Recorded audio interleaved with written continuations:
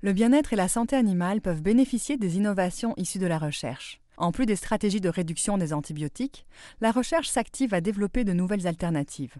Avez-vous remarqué ces publicités qui promettent un avenir heureux grâce à un intestin joyeux? Vous devez bien avoir entendu parler de la tendance microbiote. Il s'agit d'optimiser la composition de votre flore intestinale. Cette mode s'étend aussi aux élevages afin de minimiser l'utilisation des antibiotiques. Même si les animaux n'ont pas droit au yogourt version améliorée, l'industrie et le secteur de la recherche s'activent à développer pour eux des additifs alimentaires pour un microbiote heureux. Les chercheurs ont dans leur mire les prébiotiques.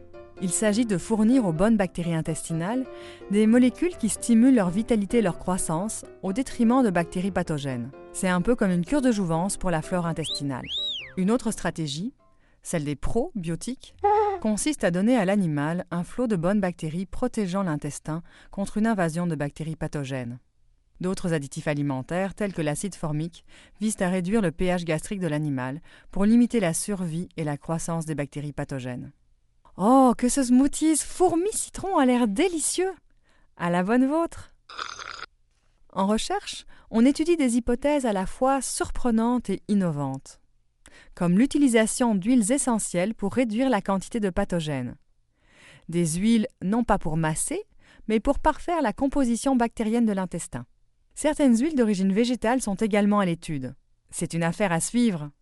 Les chercheurs ont également démontré un impact de la texture de l'aliment sur le microbiote. Ils ont noté qu'une texture grossière fortifie le microbiote des porcelets.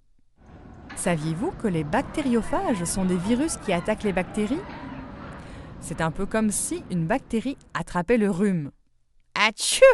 Certains chercheurs étudient cette arme miniaturisée et, qui sait, peut-être un jour, certains bactériophages pourront remplacer des antibiotiques dans nos élevages. Mais ce n'est pas tout.